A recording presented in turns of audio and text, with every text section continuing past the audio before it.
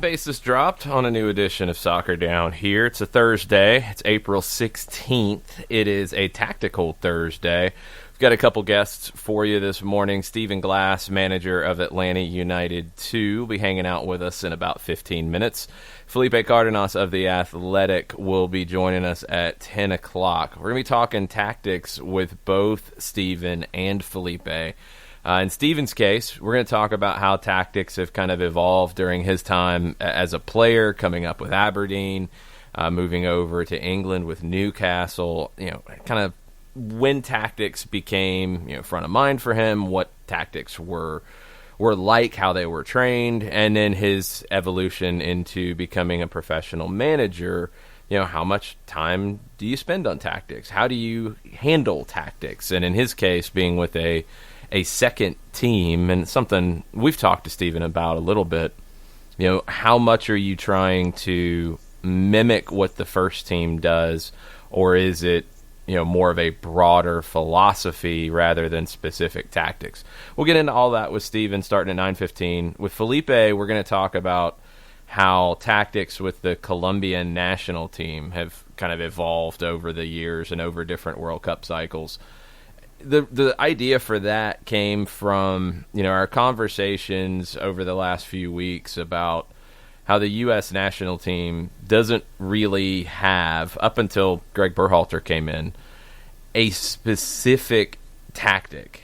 Like when you look at the United States over the years, you've seen a variation of styles and philosophies and tactics, and there hasn't really been a hallmark of the program. And when we talked about Argentina, the classic way that you've seen Argentine teams play is in a 4-3-1-2 with a dedicated playmaker behind two forwards. Now, you've seen variation from that, but that's been the overriding identity of the Argentine national team and soccer in Argentina as a whole. I want to talk to Felipe a little bit about, Colombia and do they have that? Is that a good or a bad thing? We'll get into all of that starting at 10 o'clock. There is some news we've got to kick things off with. First, on our side, on the programming side, we'll be back at 7 o'clock tonight with a video show. There will be a watch-along component, but we're not going to watch a match today because we've got some different news we need to dig deeper into. Scotland has had a resolution, at least in step one. Dundee FC did vote yes after initially voting no. So that means all the leagues below the Scottish Premiership have had their seasons called where they are. The Premiership can call it, but they make that decision on their own. We'll get into all the ins and outs of that because there will probably be more that comes from it today after we're done. So we'll talk about that tonight at 7 o'clock, twitch.tv/soccer down here. We'll also have a watch-along of a highlight video, something along those lines. So we'll have some fun with it. Hang out with us at 7 tonight on Twitch. But we got to start, John, with the news in the United States yesterday on the developmental side. This had been rumored. We talked about it a lot yesterday. The U.S. Soccer Development Academy has been shut down, and we had a pretty good sense that was coming. But what followed it was an announcement from Major League Soccer announcing they would form a competition platform for their MLS club teams, their club academy teams, but also the inclusion of non-MLS academy teams that previously participated in the Development Academy, but also potentially expanding it beyond that. So, from a very broad sense of this, instead of the U.S. Soccer Federation running this competition for the teams that choose to be in it and are accepted to be in it, Major League Soccer will run it. So it's coming at it from a little bit different perspective. There'll be some different things that are prioritized. Teams will have places to play. I don't think that's a concern here. But now it's Major League Soccer driving this league, which is going to be based around player development as opposed to the federation doing it. Right, and in the reading that I went through yesterday, I know that there were thoughts and trying to figure out, age groupings and things like that. When this came across the board, what was your initial thought, considering that we had talked about it yesterday on the show, and then when we're off, this comes across in a lot of our emails? What was your initial vibe? It's what should happen. The United States is unique in that you have a thriving youth soccer ecosystem that has nothing to do with the professional game. In other countries, that's not the case. The professional game is what drives soccer in that country, period. You have the federation or the FA, and they're involved, and they do their national team programs, and they might administer the league setup. But more and more, you're seeing the top professional teams separate themselves from it and drive the soccer conversation. MLS teams have different goals for their academy than a non-MLS team, a non-professional team. We'll leave the USL teams lumped in with the MLS teams right now. Even though generally they don't have as many resources, but yeah, the idea is to develop professional players. For a kind of, we'll say traditional, more of an old school style youth club in the United States, they're not trying to develop professional players. What's their goal generally? Get players college scholarships. That's what it's always been based around, because that's what it was based around in the 80s and 90s when the professional game wasn't something that was available to these players. So that hasn't changed for a lot. Not for all, but for a lot. Because if you're an independent team and you produce a professional player, what benefit are you going to see directly from that? Well, now you're going to see some financial benefit, which is good and should have happened before. But beyond that, they're not going to play for you. So that's not your number one focus. From a MLS or USL, a professional club's academy, that is the number one focus. You're trying to produce professional players. When you're doing that, results are different. How you measure results, different. Your success is when a player signs a pro contract, not when you win a tournament. Winning a tournament doesn't really matter in that sense. But as we've talked about with Tony Annan, it's not strictly like we don't care about results. If we lose 5-0 every game, then yeah, that's fine. Because if you're doing that, you're probably not going to be producing quality players.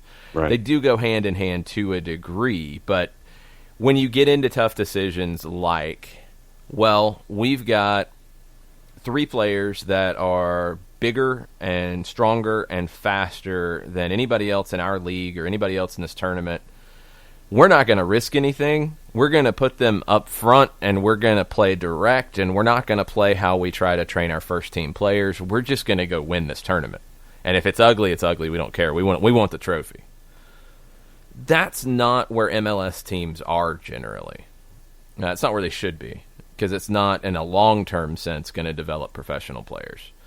So for MLS to take the lead on creating this competition, it's an important thing from their developmental goals. Now, I've already seen a lot of people, and as I've told you guys, when this stuff happens, you got to look at the biases that are in play.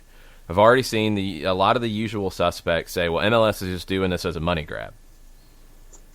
First off, U.S. Soccer cut this partially because of finances. I think they would have anyway. I don't know if they would have done it when they did. I don't know if they would have done it how they did. But long-term, U.S. Soccer was not going to run the development academy forever. It didn't. You're make talking sense for them to do $12 million, I think, was the number that was being floated out there as the expense, right? I think it was around 9.6, if I remember right. But anyway, 9 to 12. Let's be real. As we've talked about with professional clubs, nobody's making money right now. So U.S. Soccer was putting money into it to do this. It was an expenditure. They weren't getting rich off doing the development academy. Were clubs at some club levels? Sure. Maybe not even directly. Some might have used the development academy as a team that drew attention from others, but they weren't charging players to play there. They were charging players to play on their second team and their third team and their fourth team and their fifth team and their sixth team and seventh and eighth and ninth teams. And putting it on the back of the development academy like, well, if you play well, you'll be at this team, which isn't how it works ever. Rarely, let's say. Very, very rarely. So, I don't think this is a money grab for MLS. I think it's an investment. The academies have not been a money grab for MLS across the whole. They've been an investment. Have clubs found ways to monetize aspects of youth soccer? Yeah, because it's a business. Camps, clinics, different identification schools, things like that. That's part of running a business. But to compare that to some of the youth clubs that have been out there, that have run their clubs from a business perspective rather than even, just organizing youth sports in a proper way, let alone actually trying to properly develop players, you're talking apples and oranges. So I think MLS doing this is in the best interest of MLS, and it's the best interest of developing professional players, and that's what MLS's interest is. For clubs that meet whatever standard is set, cool. It's no different than the clubs that were part of the DA going to form their own league that is run by a board of directors that they create. It's the same thing. There's no difference. You figure out if you are a youth club, one, where you qualify to be, and two, what fits you the best. For some, it's not going to make sense for them to play in the MLS competition if they were accepted. For others, yeah, that's where they want to be. There's no one-size-fits-all. There never will be in American youth soccer. It's too big of a country. There's too many different interests going on. There's too many different pathways going on. The college game is a completely different element that other countries don't deal with. So there's never going to be a one-size-fits-all, and that's okay. But in this case, the federation doesn't run leagues and competitions. They shouldn't be running consistent leagues. They run tournaments. They run national championships. They run national teams. They run coaching education, referee education. Those things need to be redoubled with the savings of running a league, because that's what the Development Academy is. I hope this is a good thing for everybody involved, and I hope everybody finds their right spot now. That's my hope coming out of this. Yeah, and I know that a lot of folks are looking at it from the perspectives of one side is competition for trophies and hoping that there's development and hooking up with a franchise or a club down the line, whereas on the other side, it's development for the sake of development. And yes, trophies may end up being a part of it in your competitions. And so that's how I was kind of looking at it. It's like one side is leaning more toward the competition aspect and the other's leaning more toward now what you would be seeing is the development aspect of having more players come along and be associated with possibly getting in roster spots with clubs and as a part of those club pyramids. It's not that simple, because developing professional players is a different mentality than developing college players. So there's lots of different steps along the way, but we'll get into more of that tonight on our nighttime show, 7 o'clock on Twitch. We're going to take a quick interlude here while we get Stephen Glass of Atlanta United 2 up on the line. Hang out with us. We'll be right back.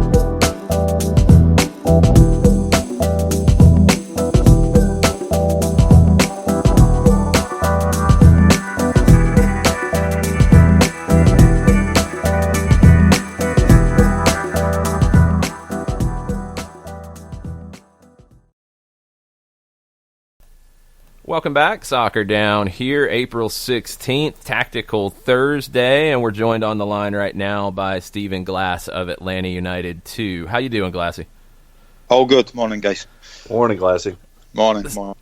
So kind of where we've been going with our shows lately, since we don't have games to talk about, don't have games to preview or review, is we've been going deeper into some things, and tactics has been one big element of it. And it's something that I've always had, a lot of people ask about, and we get into it pretty deep when it comes to first team games, second team games.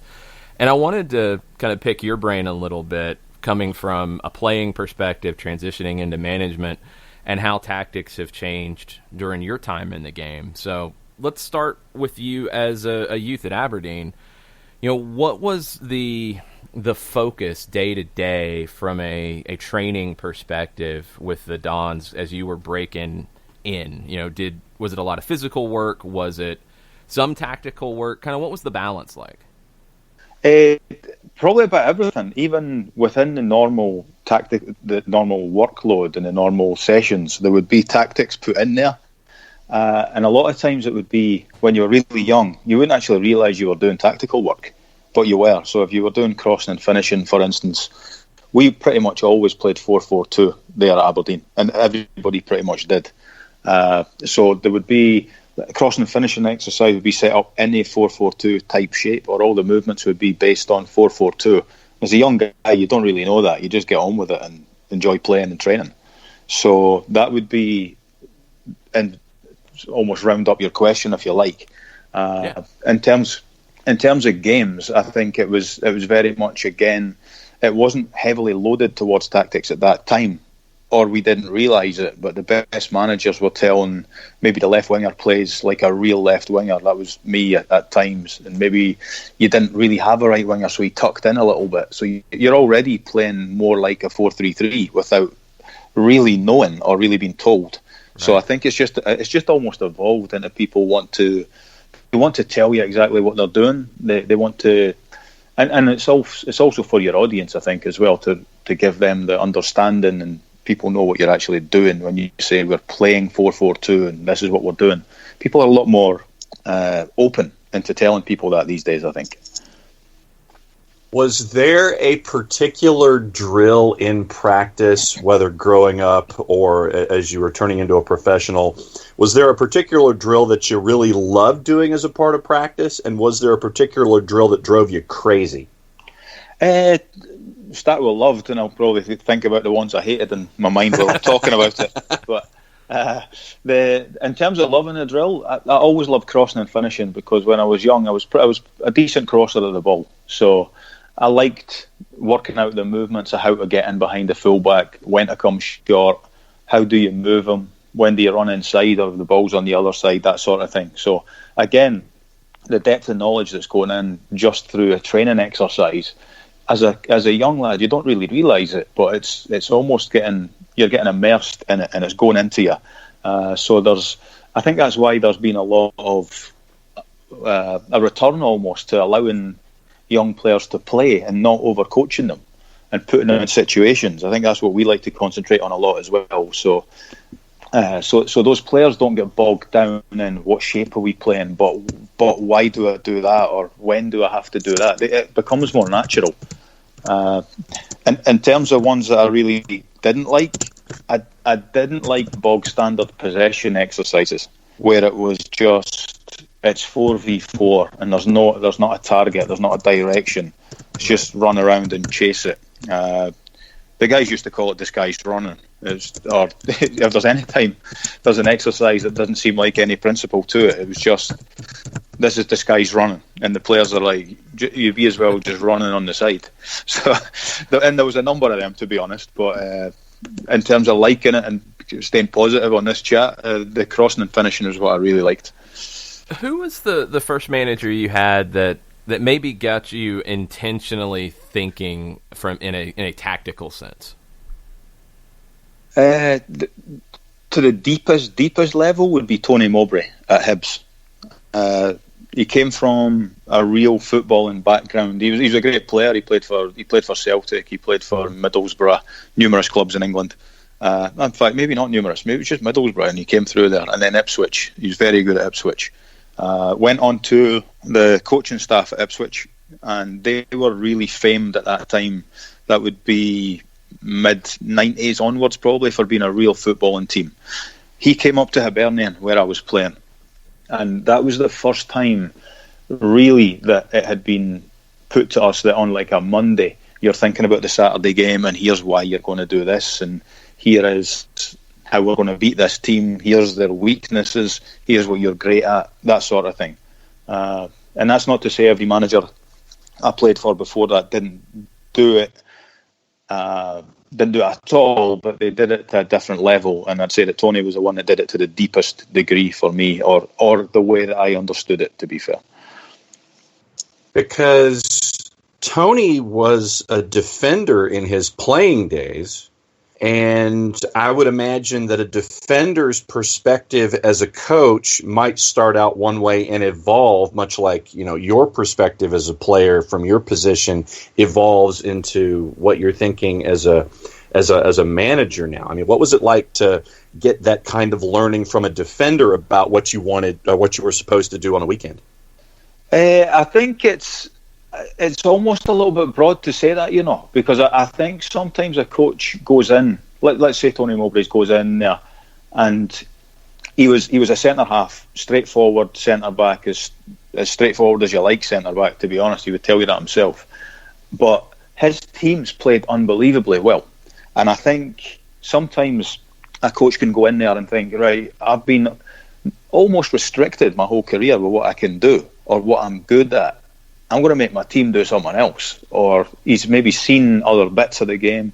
He's certainly played against top centre-forwards and top forwards his whole career. So I think even though players are sometimes pigeonholed into a position, the roundedness, if that's a word, the roundedness of what they see as a player is a lot. And I think it can be underestimated how much you actually see and feel as a player. And obviously, being a decent player doesn't necessarily translate that you're going to be a decent coach. But I think if you've got that brain and that mindset, then the experience definitely helps you. So you moved from Aberdeen to Newcastle in 1998. How different were the tactics at play moving from Scotland to England? It was pretty similar still, to be fair. The one thing that did happen was there's a standard of player right across the board that becomes higher. I went from playing in an Aberdeen team, being pretty young. I moved to Newcastle I signed for them when I was 21, moved when I was 22 years old. So I was still pretty young. And I was walking into a team of guys that some of them had just been at the World Cup in France '98. You were playing against players that had been there. There was actually a World Cup winner came in that year as well. So it was like, this is a group of players that are top level players. I knew I really just had to work really hard as I could to get an opportunity to play in that company. So I believed in my ability. Tactically, I had a good understanding because I loved watching the game. There was less exposure at that time to watching games than there is now as well. So you had to do your homework a little bit more if you liked watching games and seeing games. But I always liked watching old videotapes, and you used to get old ones, 101 great goals and things like that, and I'd watch them till the tapes nearly worn out when I was a kid. So it was things like that where you're watching tactical aspects again, but not really knowing it. But at Newcastle, it was slightly deeper, probably more on the opposition to say here's their strengths and weaknesses a little bit deeper than it would have been in Scotland. I think in Scotland at that time there was almost a feeling like the players will win or lose the game in effect. So, and it kind of went that way. The best teams at the start of the year, you could almost pick them. Here's the top 6, 8, and they pretty much stack that way anyway. So, and I think my eyes got opened to standard of player, standard of team, physicality of players when I went to England. When you're sitting there, and I'm guessing this is in your den of your apartment, and you've thrown the tape into the VHS machine, and you're sitting there and you're winding it backwards and forwards, is this something that you're doing by yourself, have the guys come over, and are you looking at this as a group? Did you think that you learned better doing it solo in those days or as a group? How did that dynamic play out?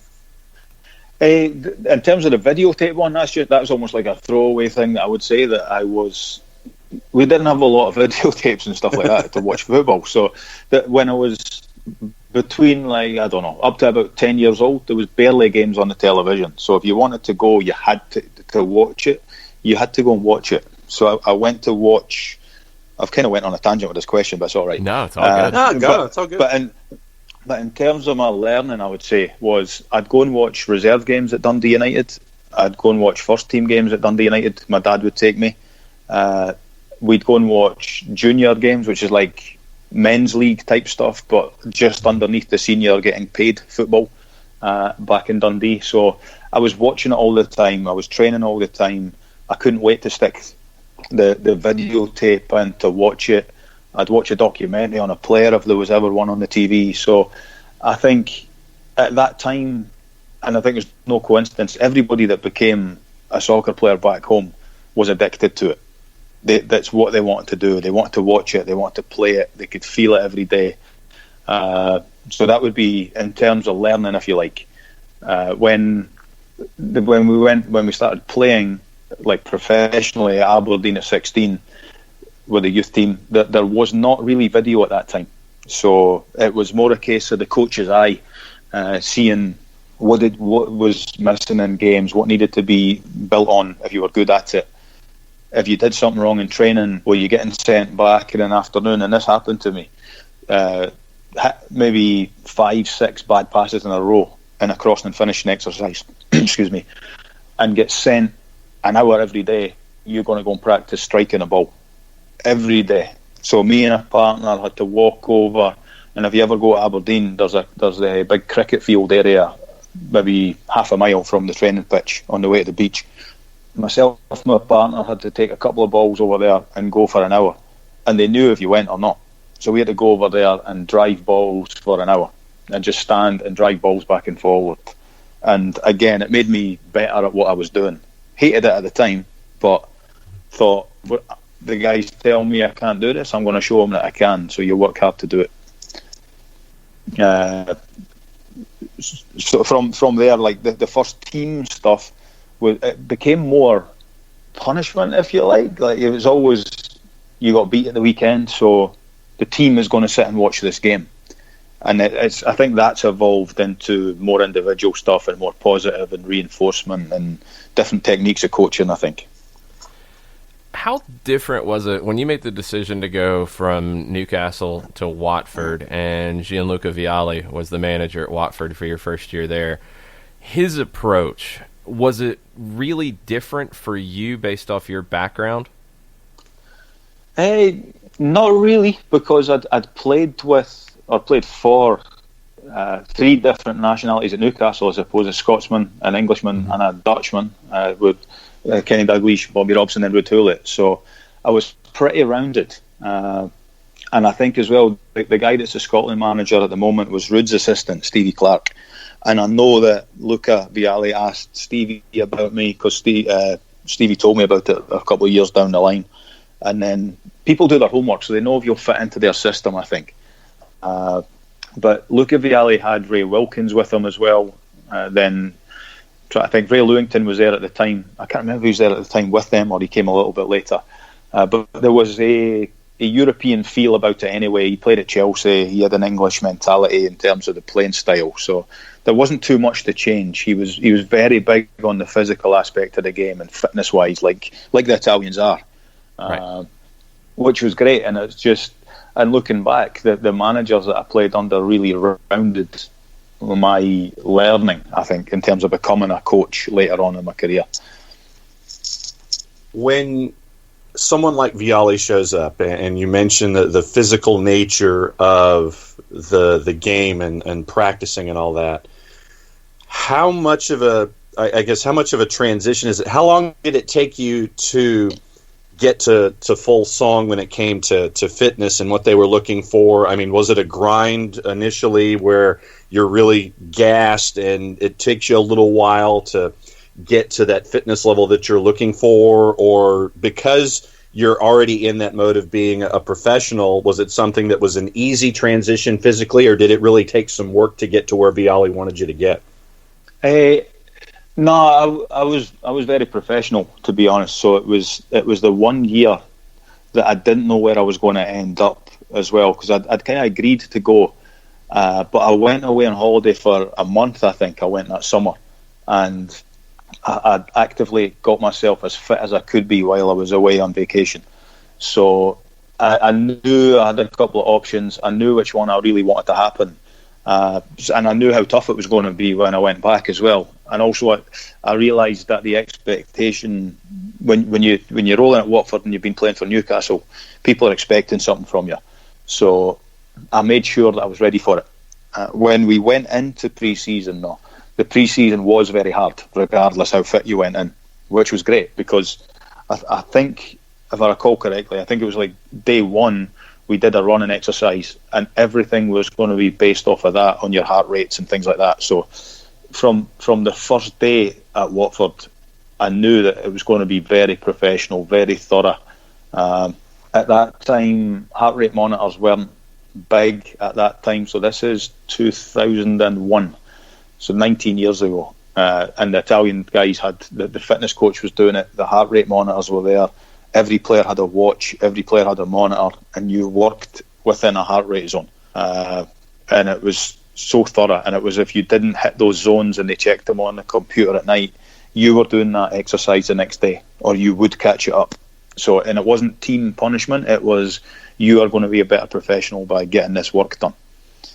So that's how thorough he was in that respect. He had us, I think he spent a lot of money, because he had us going to a hotel for a lunch every day. Then we would sleep in the hotel, and then we would train again late afternoon.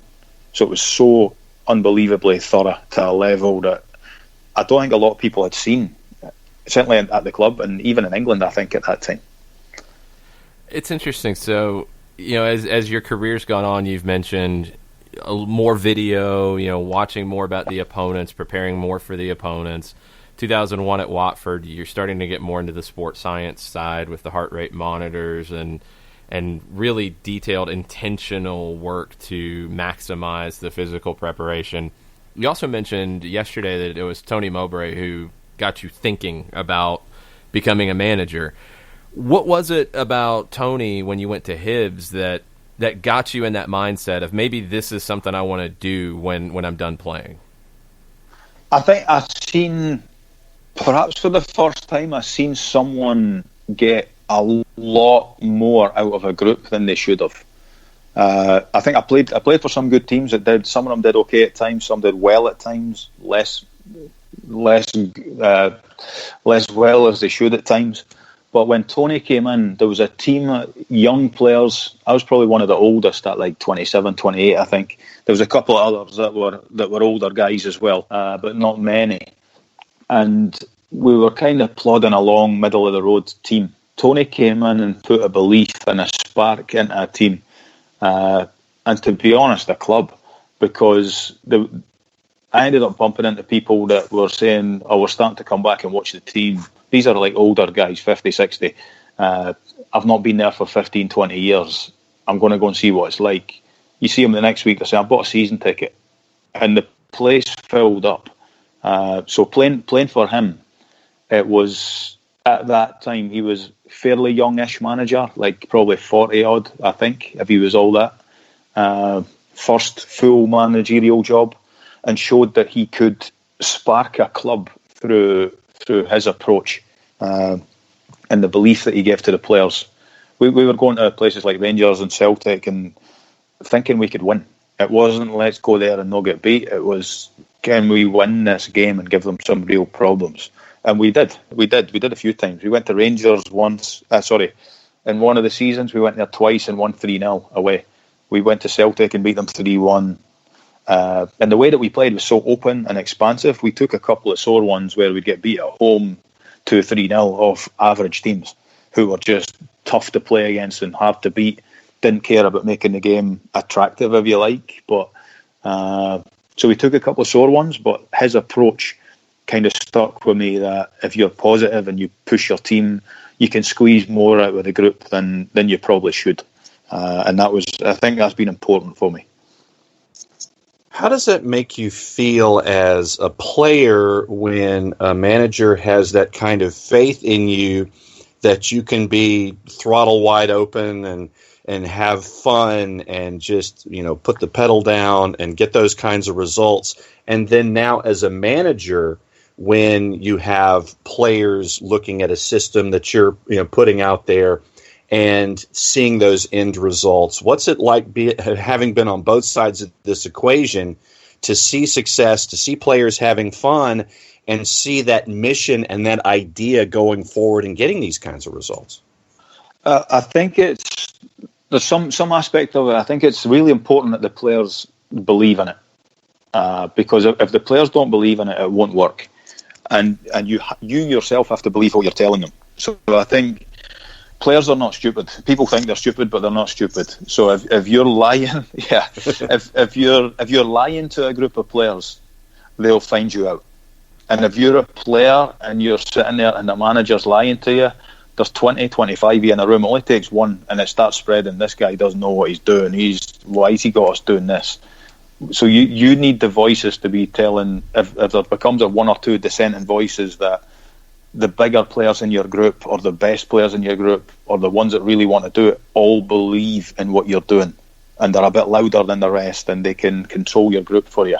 So I think that's important. So Tony had us believing, and he wasn't lying. It was more a case of the man management. How do you get the message across that this is how we can win this game?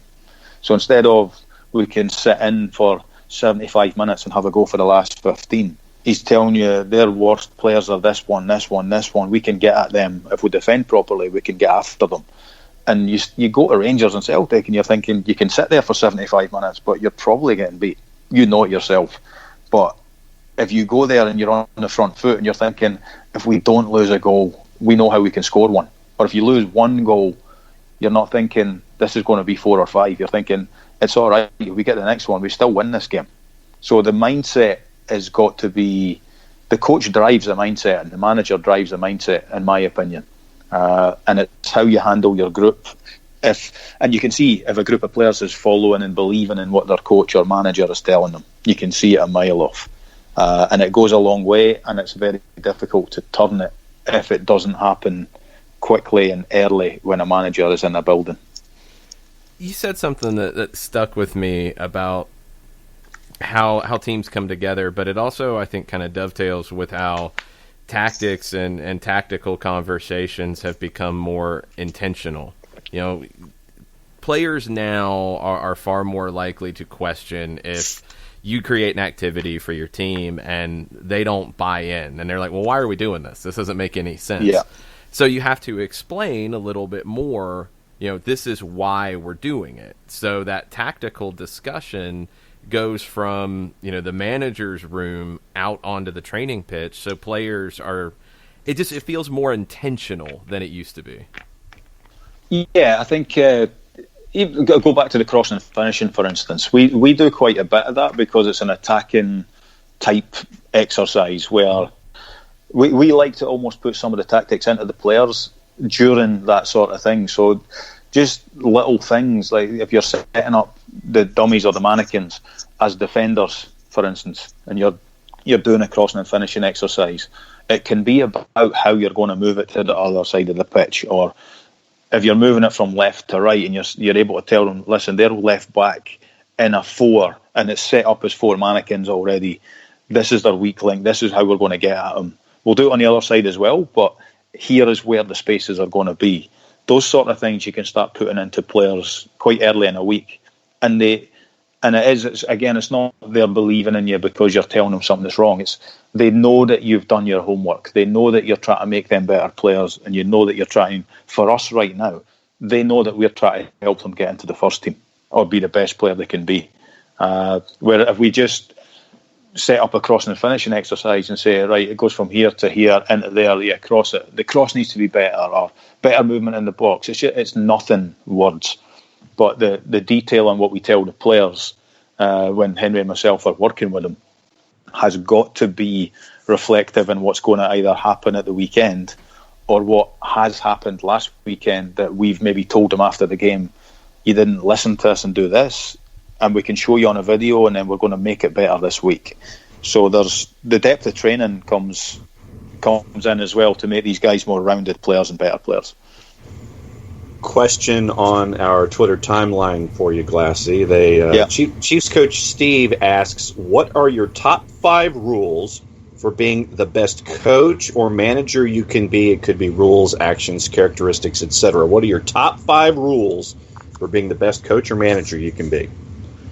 I've never specifically went down that road of making rules. So someone once told me the more rules you make, the more fights you're going to get with a group of players. so I'll answer the question, but not playing by coach's rules there. Mm-hmm. So I think the first thing you've got to be a team player first and foremost, as a player and a coach. If you don't want the best for your group as a player or coach, then you're not going to get the best out of yourself, and your teammates are not going to stand for it very long. They have to be honest with their workload. They have to work hard. They have to want themselves to be a better player and coach. It's probably just round that all up in character, to be fair. And you've got to treat everyone the way that they deserve to be treated. I think there needs to be a humility about your work as well, as a player and a coach. I think you see a lot of people possibly self-promoting or like celebrating, that sort of thing, whereas I don't know if it's a Scottish background in me that if you put yourself out there too much, there's always someone waiting to knock you down. But I think other people can do the celebrating for you in a way, and it's tough because sometimes you feel like you don't celebrate your successes as much as maybe you should. But I think that humility keeps people grounded, and I think that's another huge importance for people to be pretty humble in what they do with their work. That's players and coaches.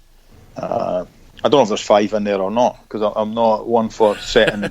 Well, you had 2. You looked at it from both player and coach, and so that was 4. So we'll give you a 4 or 4.5 out of 5. How about that? Yeah, and well, you have to be a student of the game as well. There's your fifth. There you go. 5.5. I went over the score. There you go. Yeah, you have to. I think you do. You have to be a student of the game. Like, especially, we're trying to do this with our players just now and make them more aware of, actually physically aware of this, but watching another team, watching other players, knowing who the best player is on the other team, what he might do, what he's likely to do, what the other defender's not like, who's the lazy midfielder, that sort of thing. That they're becoming more rounded. So, but a student of the game is massively important for everyone. It's interesting because I've had these conversations with different people, and I love how you're focused so much of it on the tactical side is about the opponent. You know, you get a lot of teams or a lot of people who will say, we're just going to focus on ourselves. If we play our game, we don't have to worry about the opponent. A lot of what you've said from a tactical perspective is about that other team, is about what either opportunities they present to your team or what things you have to worry about with that other team. And you're able to have a team, your side, that is adaptable to what each individual match calls for. Yeah, no, that's fair. I didn't realise I talk about the opposition so much, but no, it's that's interesting a good awareness because everybody looks at it different. You know, you get so many people who will say, like, we play this way, and it's all about the Dutch 4-3-3. It's for a while there was criticism that it was too rigid. Everybody had to be in a 4-3-3, and now you've seen more variation. You're always focused on the opponent. I'm focused on the opponent, or we are focused on the opponent, in order to then implement our own tactics, I would say. Right. So it's, I think if you don't know the opponent's weakness, I think it's impossible to say, if we do this, then we're going to score or we're going to not lose a goal. Because if you don't know what the opposition's going to do, and there would be no video analysis done, you wouldn't need it. You would just look at your own stuff and say, right, okay, we're going to do this shape. This is how we play. And if you do that, the other teams that are watching you know exactly what you're going to do every single week. And unless you've got unbelievable players in every position, you're going to come unstuck. And I think looking towards the MLS and stuff as well, the best players play in different positions for each team, I think. So there's some of them got the top centre forward, some of them's got the best midfield player, some have got great wingers. So if you're not aware of that threat, you're in big trouble. And you might be fortunate that you've got the best goal scorer in the league or things like that, but I think at some point you can become unstuck if you're not adaptable. And for our own position, how Henry and myself have to work, we have to make sure that, and even Tony through the academy as well, when we're all talking about players, the three of us, that if they are not adaptable enough, their opportunities to play for the first team are more limited. So the more rounded they can be, the more positions they can play, the more tactically aware, and whether that's off of pure focus on an opposition, I think if we purely focused on ourselves, we would make pretty rigid players, which to me stunts a player's growth in terms of getting into a first team and having a longer career. So that's probably why we focus on opposition as we do, not as much as we do, I would say. Yeah, it makes total sense. I mean, I read interviews and see things with somebody like Pep Guardiola, who, people hold up as one of the better managers currently. And people are always surprised by how much focus he puts to the opposition, even with his teams that have such incredible talent. You have to know what you're going to face to be able to get the best out of it. Yeah, I didn't realise he'd said that as well. So I'll say, yeah, I did say that as well then. No, it's. I think it's important. It really is, and I think it's also you've got to play to your strengths, but you've also kind of got to play to the opposition's weakness. But if they're going to be crazy guys that want to press you, and sometimes you struggle against that pressure, it's not wrong to go into your centre forward with a bit of quality, knowing you're going to do it, and support from behind and get up and leave their guys that are pressing way up the pitch thinking, yeah, but you're meant to play out the back, and that means you roll it to this guy. We're not set up to do what the other team wants us to do. The long and short, we're there to win a game of soccer eventually, but making these guys better players. So the better player makes a better decision. So if they start recognising, all right, we've told them this is how we play, this is what we do, but if it's obvious and if you think you should play into that guy instead, do it. Because we've said this to them a few times last year, and even to guys like Lawrence that's ended up playing in front of 70,000 a couple of times. We're trying to put you in an environment where you actually can't hear the manager talking anyway.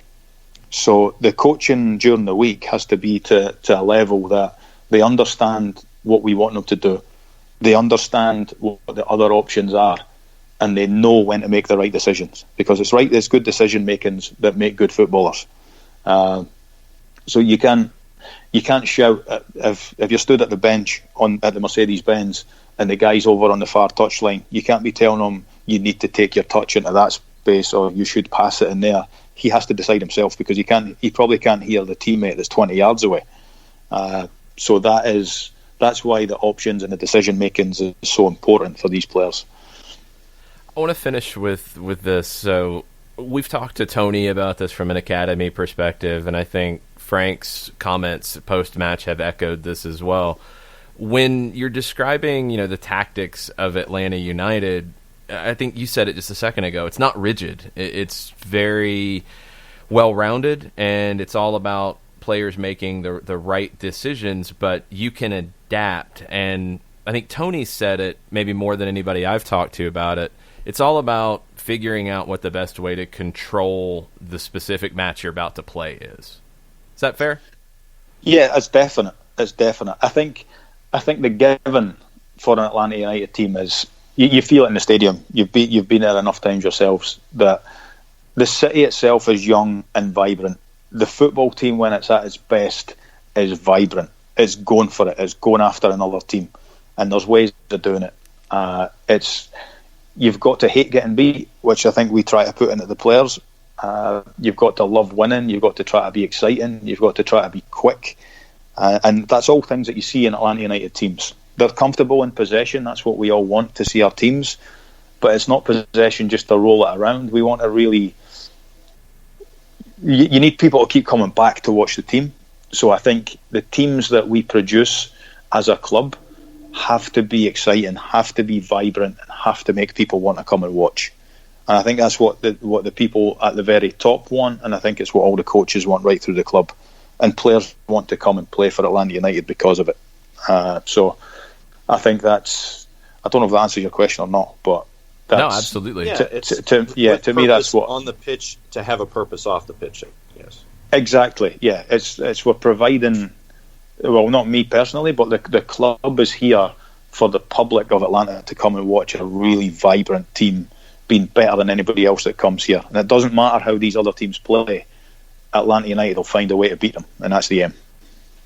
Good stuff. Stephen, thanks for the time. We appreciate it. And we're working on the logistics of actually doing a watch-along of a Twos match with you. Almost so the fans out there can kind of get the idea of this is something you guys do with your players on a regular basis. Is you'll watch a game, you'll highlight certain elements. We're going to try to do that same thing so fans can kind of get a glimpse of it. That would be great. Yep. Cool. Well, hopefully we'll be able to do that next week. We'll be scheduling it. And as we do more tactical stuff, I definitely want to pick your brain more. I think there's still a lot more to talk about. Okay, there's a little bit in there. Yeah, a little bit. You know, the game, it's kind of a big deal. We can get into a lot of different things with it for sure. Thanks for the time. We appreciate it. That's been great. Thanks for having me on. Thanks, Jason. Thanks, anytime. Cheers. Thanks a lot. All right, we're going to get Felipe Cardenas from The Athletic on with us here in just a bit, and we're going to change parts of the world we're talking about. So we're going to go from Scotland, England, the United States to Colombia. We're going to talk about the Colombian national team and kind of how things have evolved there. What stood out to you about that interview, John? Well, I think the end. Well, to start things off, where you're talking about a team with a purpose, making sure that at the same time you're attractive on the pitch so you can win matches, but at the same time you're attractive off the pitch so folks continue to come back. I thought that was an interesting way to put it. I thought that Glassy talking about his 5 tips and making sure that you're not putting the focus on yourself. And we know this from all the time that we've spent around Glassy. Glassy's not the kind of guy that's going to sit there and say, well, I, it's about the we. And that has always been a part of it. And then the other thing that stuck out to me was the perspective of looking at it from the opponent. So what is the opponent going to do, and how do we change who we are, or how do we adjust who we are from opponent to opponent instead of having the rigidity of, quote-unquote, a system, emphasis added. And yes, I just did air quotes. And at the same time, making sure that your players can do different things depending on the opponent who's either coming to the fraction or you're going to go to see them on the road. It's just the adaptability of all of this from both a coaching and managing perspective to the kind of players that you want to have for Atlanta United.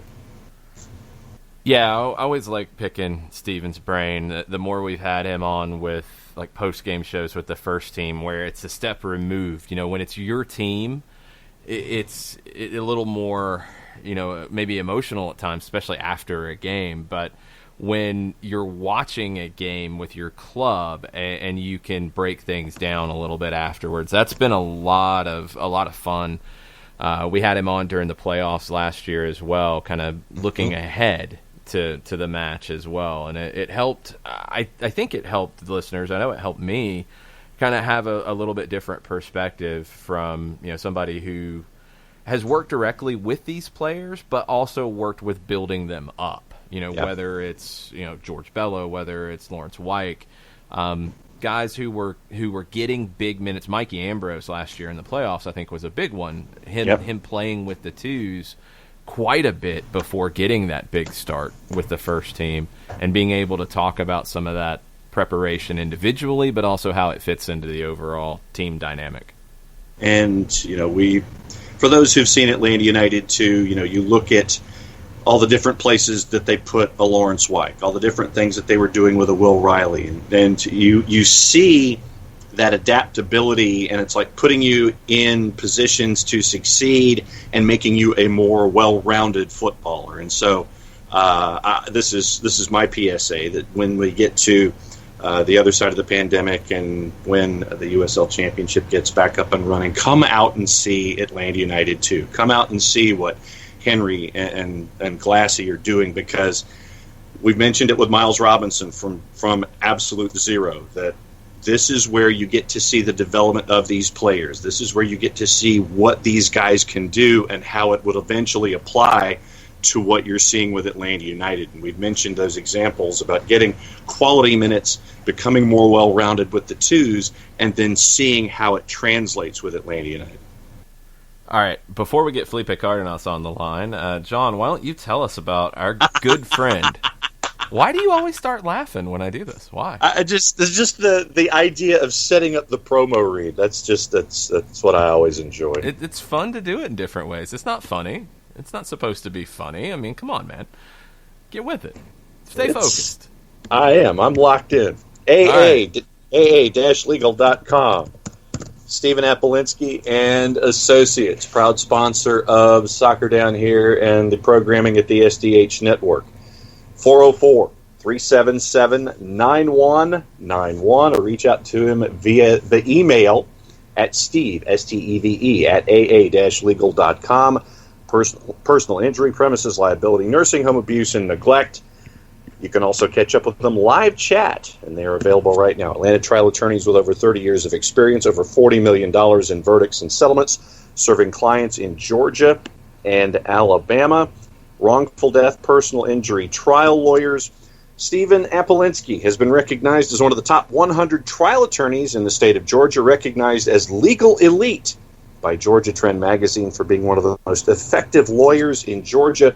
Preeminent personal injury law firm, successfully handles catastrophic injury and wrongful death cases throughout Georgia and Alabama that impact individuals, their families' quality of life, income, or long-term health. You can get a free case evaluation by sending a message on the website. You can go to the online chat, live chat, secure, free, and easy, and you can go ahead and just start the chat there if you want to do it that way. So you've got the email send on the website, aa-legal.com. You've got the live chat. You can send an email directly to Steve at aa-legal.com. You can get a free consultation, or you can call him on the phone at 404-377-9191. Apolinski and Associates, LLC, trial lawyers based in the 404, the HQ for Soccer Down Here in the SDH networks at aa-legal.com. Normally they're like 30 seconds. I think you went like 140. Okay. Yeah, well, good. Well, we're trying to get to the top of the hour just so we can sit there and start the top of the hour with Felipe right out of the block. We appreciate Steven that much. He gets extra seconds anytime he needs it, that's for sure. Jason Wright Agency, you want to hit them real quick? Yes, go ahead. The Jason Wright Agency and our friends at Country Financial, proud supporters of SDH Networks and Soccer Down Here as well.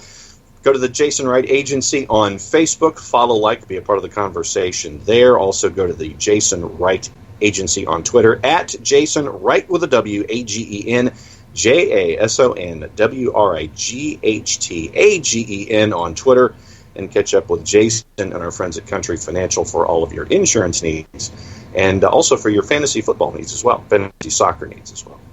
All right, we'll be right back after this with Felipe Cardenas.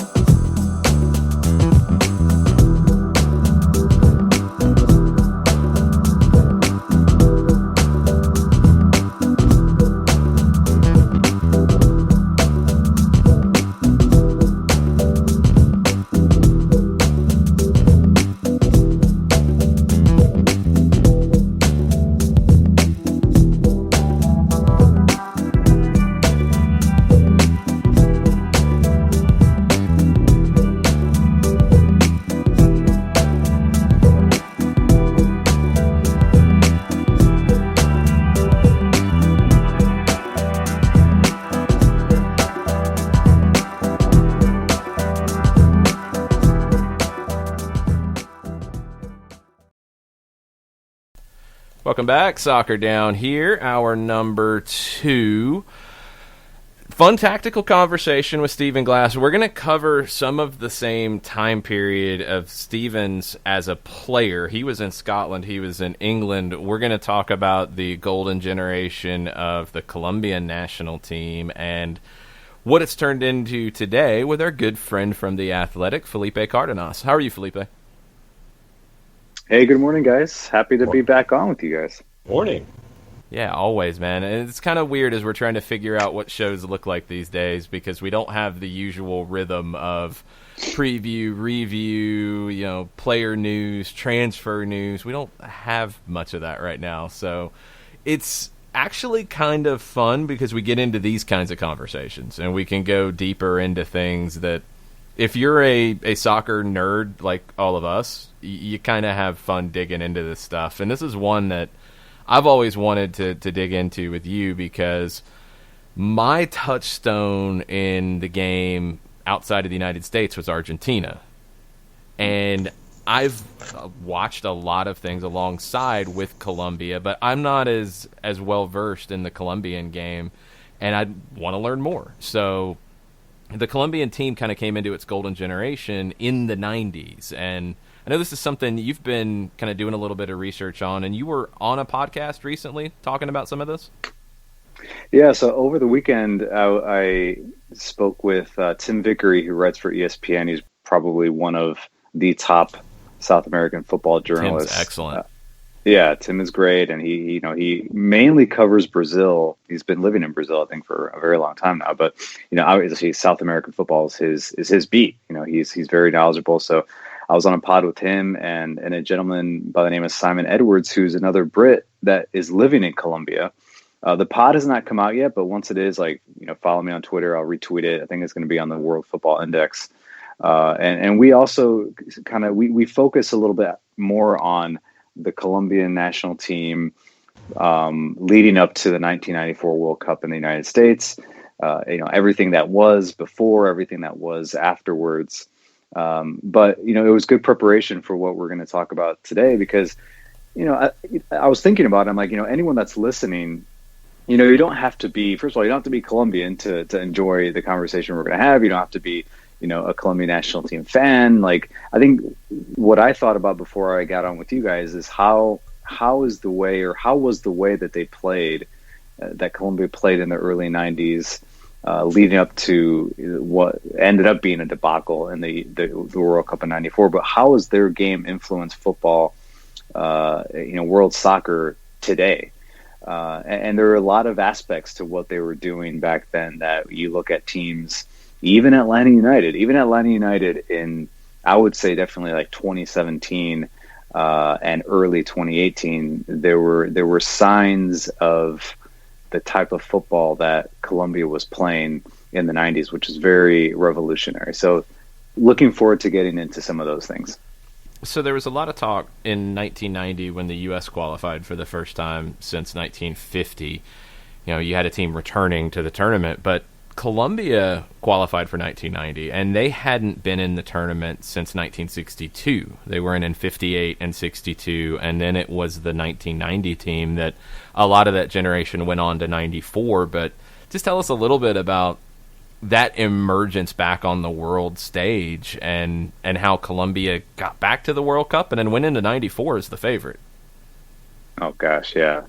Every time I hear it, I'm reminded that they were a favorite in the 1994 World Cup. Hey, Pele World Cup. said it. I feel like a pit in my stomach. It's like immediately I feel like I need a Tums or something. But that's true. So, but I remember, 1990. Well, first of all, you're absolutely correct. Like the World Cup was a pipe dream for Colombia for almost 30 years because they hadn't been to the World Cup since 1962 in Chile. Which was a big World Cup in South America, obviously, and one where, Brazil actually did not win it. Or did they win? No, they did not win 62. They won 58. Brazil won 62. They won 62, but Pelé was pretty much kicked out of that tournament. Yeah, that was the one he was injured early, and that was the tournament that Garrincha had his big turn on the world stage. Okay, so my dad clearly like that was the World Cup that he remembered fondly. I think he was probably, I don't know, 18 at the time or something. And so growing up, he would talk about that a lot, but he also had like this sadness in him because, multiple World Cups had gone by and Colombia hadn't qualified. And it's funny what you mentioned at the top of the show, because that made a club like a team like Brazil or Argentina, like really popular in our household because we just got behind them at every World Cup, beginning with 1986. Argentina, like I almost cried when France eliminated Brazil in the 1986 World Cup because I love that team.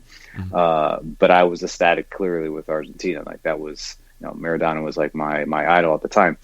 And so, a funny story is that I spent the night at a friend's house in the summer of 1990. I was, I think, 12 years old, and we played, I don't know, probably Madden all night. And then it's like maybe 7 a.m, and I feel someone tapping on my shoulder, and it's my friend's mom, and she's like, "Hey, your dad called. You need to go home."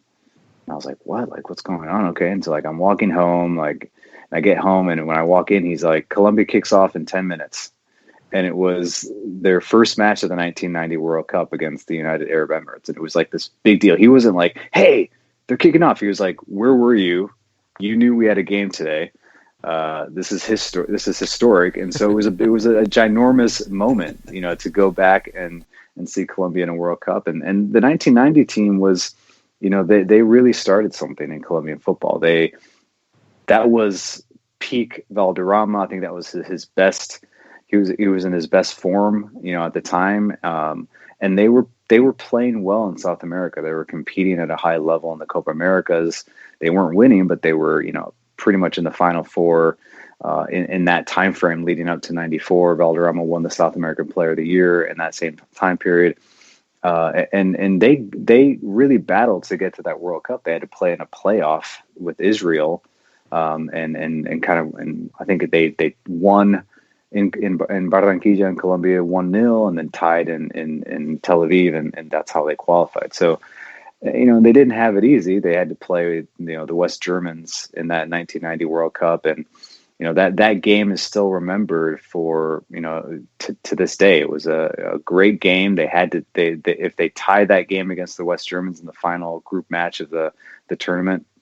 The first round, then they get through for the first time ever. Colombia had never advanced past the group stage, and an 89th minute goal by the West Germans seemed to, essentially kill that dream for the Colombians. And then some magic from Valderrama in the 93rd or 94th minute released Freddie Rincon, and he nutmegged Bodo Illgner for, really a last minute equalizer, and Colombia advanced to the second round. So it's still talked about today. Like I was talking to my dad about it recently, and he remembered. He said it was a moment of euphoria. He said we were in the living room, we all went crazy. So but I think the way Colombia played in that match, which is something that Tim Vickery reminded me. I don't remember every detail of that match the way that perhaps Tim did, but something that he told me, which brought back memories, is that Colombia was just pinging the ball around the West Germans throughout that match. Germany could not get on the ball; they could not find possession, and that was Colombia's game. They were a team that before Tiki Taka, which was made essentially famous and very effective by Pep Guardiola at Barcelona, still talked about today. They still play a little bit of that. There was toque toque of Colombia, which is just like literally translates to touch. Like they're constantly short passes, keeping the ball. Very rarely do they lift the ball off the ground and send it long. It's just everyone is kind of compact and just really rondoing the opponent throughout the field. And that's what they did to Germany. And that's what they did for a pretty much an entire decade. And so I'll leave it there, because I think that's what defined Colombia before we get perhaps a little deeper in tactics. But that's what defined them throughout the 90s. That short passing game, very technical, a slower tempo, but possession based. And I think we know now in modern football, possession is everything. But you look at the athletes that were a part of the squad in the early 90s leading into 94. And there were times when you would look at it and honestly it looked like they were floating. It was so effortless the way that it was being implemented that, and I know that as I say this, I know that it's not, but they made it look effortless and easy. And easy it wasn't to get it to that level of fluidity, but this was something that was it was beautiful to watch at times. Yeah, it's funny that you mentioned that, because that's similar to what Tim Vickery said. It was like it was truly the beautiful game, and that's tossed around a lot. But that was often the way people describe the way that Colombia is playing. Now, I think why that way they were able to do that for so long, for almost 10 years, and do it well, was because at the time the Colombian domestic league was one of the best leagues in South America. It was a top league on the continent. The national team was made up of players from the Colombian league. It's not like it is today, where a domestic player, even playing for a big club in Colombia, barely gets a sniff at the national team because they are mainly European-based players. But at the time, Colombia was not exporting players at all, so everyone played the same way. Everyone played in the same style week in and week out. And so when they got to a national team camp, there wasn't much to do, from a tactical perspective. Everyone understood what the game was. Everyone understood what they were doing. And they had unique personalities and players that could really pull it off in different ways, in ways that opponents just could not, really understand. You take a guy like, obviously, Valderrama and even Rene Higuita, the goalkeeper, he was everything for that team. People forget, they remember the scorpion kick at Wembley, getting owned by Roger Milla in the 1990 World Cup. But before all that, he was the epitome of what we know as the sweeper keeper. And he did it week in and week out for Atlético Nacional in Colombia. I would travel to Colombia as a child, as a teenager, in summers, and then go to matches. And I remember seeing him play like that. And the crowd you'd feel a buzz in the crowd when he had the ball, and he would kind of come out of his box and play as a sweeper.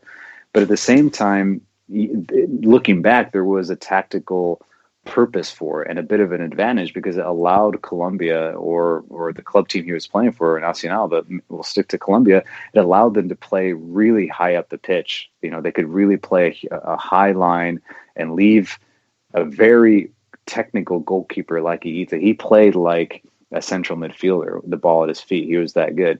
He could just come out and kind of, keep possession and allow the team to settle in the middle of the park and higher, and just consistently recover the ball in the opponent's half and start playing.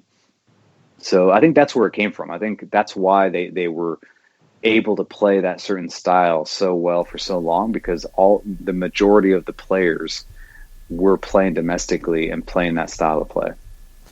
So when you think back to the 90s, and you had, with Colombia, 3 straight World Cup appearances, or a couple Copa America semifinal appearances, you've got one of the first sweeper keeper, kind of that style of goalkeeping, and that style of not just goalkeeping but defending as well, because it affects the back line. In Higuita, you've got a world-class playmaker in Valderrama. How else would you describe the tactics of the Colombian team in the 90s? Well, I think what was important about those teams is that they defended very well. Like, Colombia wasn't a prolific scoring national team, even with the types of personalities and attacking players that they had leading up to 94. They were very sound defensively, sound in the middle of the field as well. They always playing, a 4-4-2. That was, I would say it was flexible at times, but that was the formation. It was a 4-4-2 formation with 2 defensive midfielders whose jobs were to tackle, recover, and touch. That's it. Tackle, recover, find a midfielder, find Valderrama, find even an attacking fullback. Now, I wouldn't say that Colombia employed wingbacks, but their fullbacks were attacking fullbacks. They were very technical. They had to get up the field. They weren't necessarily, Roberto Carlos style fullbacks that, that were getting assists, that were getting in the box. But I think the one thing that was very clear with those teams is that everybody, no matter where you played, whether you were a central defender, central midfielder, wing player, fullback, everyone was very good on the ball. Everyone was very technical on the ball. And so you would see players that perhaps weren't natural fullbacks playing as a fullback because they could possess, they could play in tight spaces. They were athletic and they had a bit of an attacking identity. The ball playing center back, which is so important today. It's everything in modern soccer right now. The ball playing center back. Colombia had one of the first of the 90s in Andres Escobar. And when you look at a player like Andres Escobar, knowing the tragedy that became his life story, before the World Cup in the United States and the own goal and everything that happened later with his murder, he was sought after by some of the top clubs in Europe, namely AC Milan. Really was high on him. I think if that World Cup in the United States had ended just a little differently, I think he would have made the move to Europe, and that would have been just unprecedented for a Colombian defender to get to Europe, because he was a left-footed center back, very good on the ball, could recover well, could tackle, could possess, could play out of the back. And those are things that now we see and we hear veteran footballers talking about, having to learn, today, because they didn't play that way leading up to, 2017, 2018, where now that's the way most teams are playing. You want center backs that are good on the ball. So I think that was the player profile in Colombia, and growing up, around those teams and watching them, even though I grew up in the United States, I grew up in Indiana, but I was always in Colombia over the summers, and every time I would go, and I spent a year of high school there, my sophomore year, we played every day. I played at a pretty high level, at a high school level. And that's how we were trained, I played as a fullback, I played as a number 6, I played as a number 10, a little bit as an 8, and everyone had to be good on the ball. Everyone had to be able to step on the ball, control tempo, 1-2 touches, play out of the back. Most of the goalkeepers that I, played with in Colombia as a 16-year-old, very good on the ball, very good. Like they relish the opportunity to kind of come out of their box and possess and be part of the game, be part of that buildup.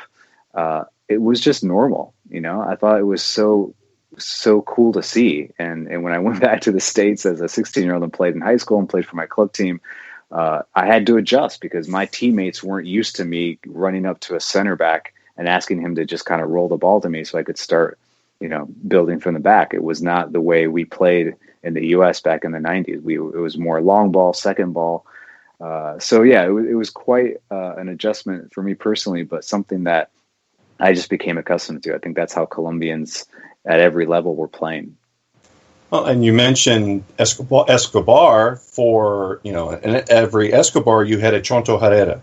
For every Valderrama you had an Alvarez and a Rincon, and so it was each individual player. While yes, there were those that you were gravitating toward if you were the casual viewer, there were always those other players that were just as integral to the success of everything offensively and defensively. It wasn't just those marquee guys. You had those guys that weren't necessarily getting all the headlines, but they were just as important to the overall importance of the approach. Yeah, and I think that's where Francisco Maturana, the manager for Colombia from around 80, 89 through 94, he got a lot of credit at the time, and then I think in hindsight, there was some criticism of how some of those teams played, or perhaps how they set up in the 94 World Cup, particularly against the US in that loss. But I have a lot of respect for him because it was the way that Colombia could level the playing field in South America. Again, Colombia is not a traditional South American power. They're just not. Like we have not been able to compete with Argentina, Brazil, Uruguay on a consistent basis. We've had, Colombia's had moments of where the game, big tournaments, big continental tournaments, they're up there. But in the 90s, Uruguay, Brazil, and Argentina were just producing great players. They had a lot of just tournament experience, at the international level. Argentina wasn't always playing beautiful soccer. Let's be honest, like they weren't in the 90s. But man, they had a couple, very special players, and their mentality in big tournaments was second to none. Brazil, obviously in the 90s, I think some of their best generations of all time. They were producing players and producing national teams that, just couldn't lift the cup until the U.S., the World Cup in the U.S. But the 86 team was very good. The 90 team was very good. And the 94 team clearly just, they found, the right combination of players, the right way to play, and they won that World Cup. But Colombia had to find a way to level the playing field. And I think, they weren't the rugged, tough tackling, for lack of a better word, I don't, and I mean this in the nicest way. They didn't have a lot of they didn't have the center back that was the bully. They didn't have a center back like Oscar Ruggeri, who played for Argentina, who was just there to intimidate anyone that came into his zone. He had no problem throwing an elbow, kicking a shin, stepping on the toe, sending a message. That was Argentine defending. It still is. You hear a lot of jokes about that, the way the Argentines defend, but that was it in the 90s. And Colombia wasn't really like that. They didn't have that type of personality. And so one way to compete against that type of soccer was to touch, was to play, was to keep the ball, keep it at all times, confuse, make them run, make the team move around the pitch, like get a guy like Oscar Ruggeri that just wants to kick you. Okay, we'll make him kick you because, to frustrate them. And Colombia could do that well. And again, it goes back to the technical ability of players, like you mentioned, Chonto Herrera, a guy, he's probably 5'0" playing as a right fullback. But he could keep the ball. He understood how to play 1-2 touch soccer, and they all did. So you look at the success that the Colombia national team has had, and it was 3 straight World Cups in the 90s, then a 2001 Copa America title that was won at home. But something that stood out to me about that one, the Colombian teams that, from my limited knowledge at the time tactically, you thought about the attack more than you thought about the defense. But that 2001 team didn't concede a goal in the tournament and won the final over Mexico at home. But after that, it was until 2014. Dark. It was really very dark. dark. Was it just Very because of the generation of players who left? Was it something tactically that changed? Was it the league? Is there really an easy answer to it? I don't know about an easy answer, but I do believe that there is an answer. First of all, the 2001 Copa America, just, there's a big asterisk, next to it. Argentina did not even send their team. They pulled out the last minute out of security concerns, which to this day, sounds, there's a bit of a sour, I don't want to say sour grapes, but for instance, as a Colombian, I'm like, I still can't believe Argentina did that. I mean, I cannot believe they pulled out of a Copa America, out of, security concerns, which at the time were blown out of proportion as what was happening in Colombia at the time. But nonetheless, Colombia hosted the tournament. I think Honduras, was invited last minute. Who they ended up making, I think, the semifinal round. And so, Brazil did not send their strongest team. Mexico, clearly, obviously, like an invited nation from CONCACAF, but they sent a strong team. Most of the time that Mexico's played in any South American tournament, they will try to win it. And they did. So, but yeah, Colombia at the time, they did not concede a goal. And I think your question it's a great one, because part of the reason why Francisco Maturana, the coach for Colombia during the 90s, was so well respected was because he was less conservative than most Colombian managers. That tended to be a little bit of a tradition, conservative play. Let's just not get scored on. Let's just not lose. And Valderrama was a player that, growing up in the early 80s, like some youth national team coaches passed on him. They didn't want a player like that. They didn't understand how to use him.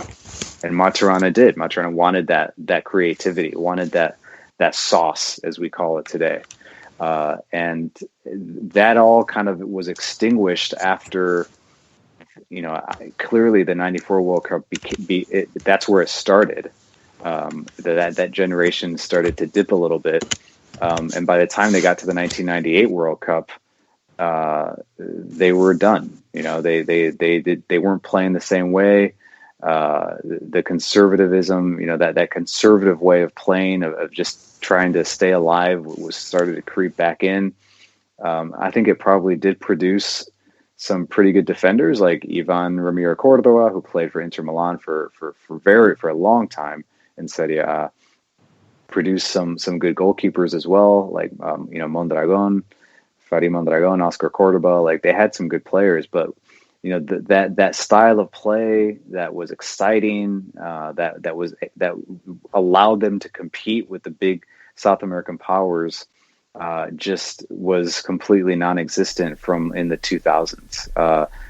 Clearly, economically, the league took a lot of hits because, let's be honest, like a lot of narco money was funding the league, was funding the biggest teams in the league, and they were buying the best players in South America. And as soon as that ended, they had to hit the restart button, and they stopped developing, a lot of good players. There was less, they couldn't export players in the 2000s, and they could not qualify for a World Cup. So it was a dark time for Colombian football. They just weren't at the same level that they were, in the early 90s. When you look at today's game, doesn't matter, whether it's in person or on TV or however you look at your matches these days, how much of what you saw from Colombia in the 90s still do you get the chance to sit there and say, okay, I see that here. How much of that still rubs off on you today in your watching habits as you're sitting there and analyzing stuff? There's still, I think there's always going to be some type of a style from a Colombian player. The teams with Valderrama in the 90s, they had a lot of attitude. They were cocky and arrogant in a very unique way. They were confident. They had a pretty strong mentality, leading up to the 1994 World Cup. But like I mentioned before, they had the sauce, man. Like they wanted to play with flair. They wanted to score. They wanted to do, tricks and kind of take advantage of a team that was stuck, that would park the bus. Like they're fine. They're like, fine, we'll work you guys. And the back heels, the scissor kicks, those types of plays from Colombian players became just the norm. They wanted to do it. They wanted to show off. And so I think you still see some of that. I think when a Colombian national team is playing well and winning, a lot of the attacking players still have some of that in them, and they'll bust it out, if you will. I think you saw that most recently against Poland in the 2018 World Cup in Russia. A must-win match for Colombia. They tie or they lose, and essentially they're out after a shock defeat to Japan in the first match of the first round. They go against Poland, and it ends up being a 3-0 drubbing, and they just the Polish players just didn't know where they were. They had a couple good chances, but in the end, Colombia just grew with confidence. And if you watch that game, James and Cuadrado and some of the other guys start doing some back heels, no look passes. That's all part of the Colombian game. It's just like that's just how they play. And so that flair is still there. I think it's always going to be there. Now, tactically, Colombia now is it's the team is European based, and this is what Jose Pekerman changed when he was hired.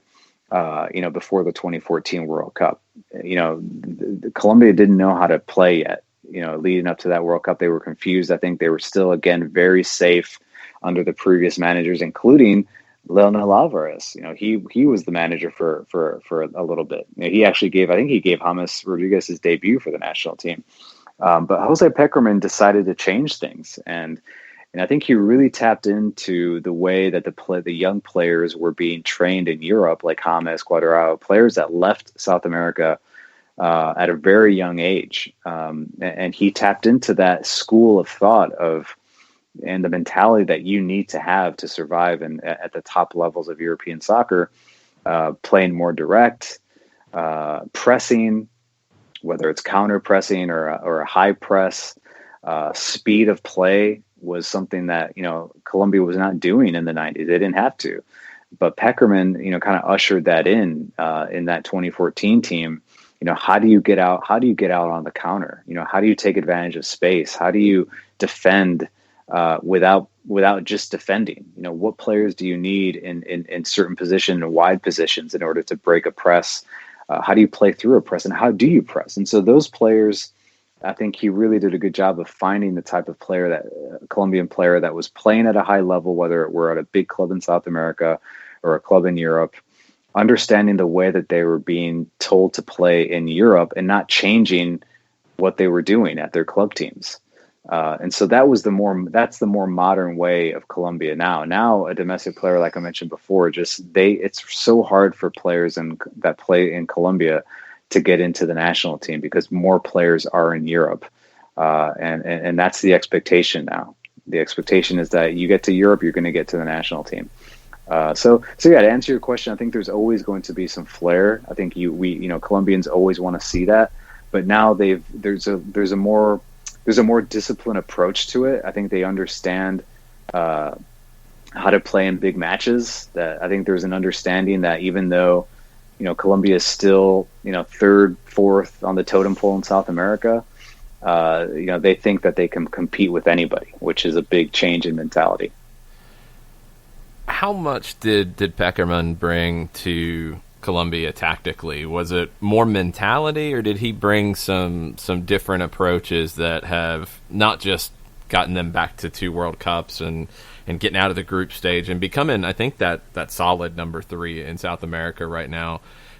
Has that passed down to the domestic league? Is there anything from his reign that you'll look back on in 10, 20 years and say, that's what Pekerman brought to Colombian football?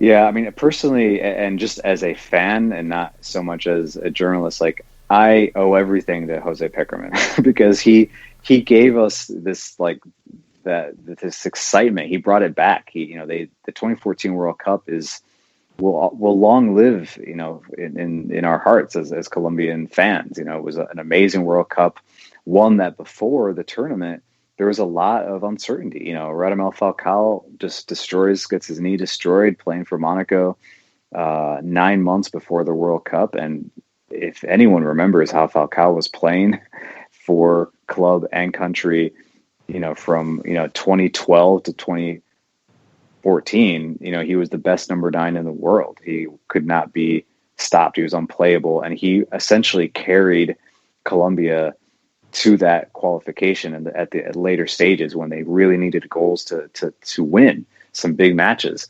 So, but Pekerman, again, like all managers, gets criticized at times for the way he may have set up a team, particularly against England at the last World Cup. 3 defensive midfielders. That sometimes he does not live that down. But to answer your question, I think Jose Pekerman was more of a psychological advantage. He provided a psychological advantage for Colombia. He changed the mentality of the players, and this is something that a lot of the players have said, particularly James Rodriguez publicly has said he changed the mentality of the Colombian footballer. And it goes deep into just like believing that you're good, to, having sports psychologists as part of the daily routine in a national team camp.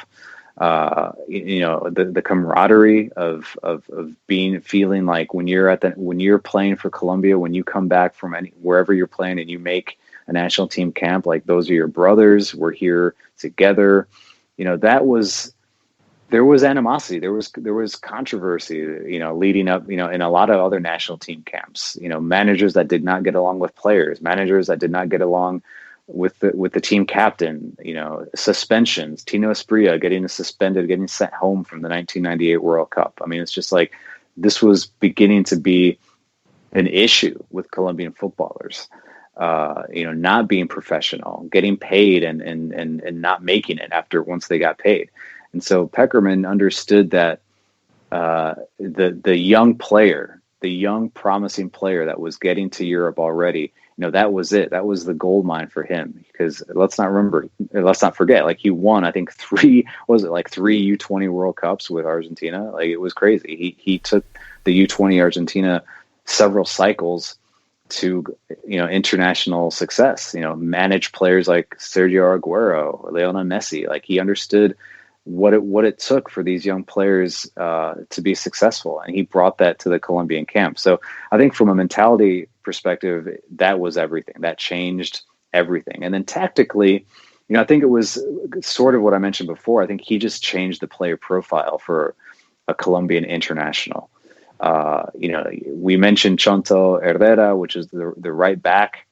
He was, like I mentioned before, a diminutive right back, very good on the ball, but 5'5", something like that. Now you look at Colombian fullbacks and they're European. They look like European footballers. Santiago Arias, who the U.S. fans might remember from the last friendly in Tampa, was one of the best players on the field. Was in the attack for 90 minutes, could defend. He has lungs of steel, can run up and down the pitch, can contribute in the attack, and tackle really hard, win balls in the air.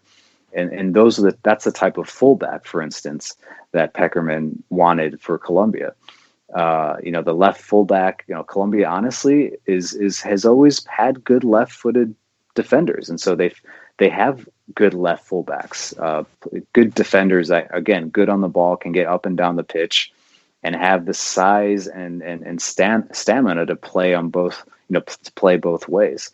And then players like, Juan Cuadrado, that now he's a fixture in the Juventus lineup, a player that now can play really in any position for a huge team like Juventus. He can play as a right back. He can play as a wing back.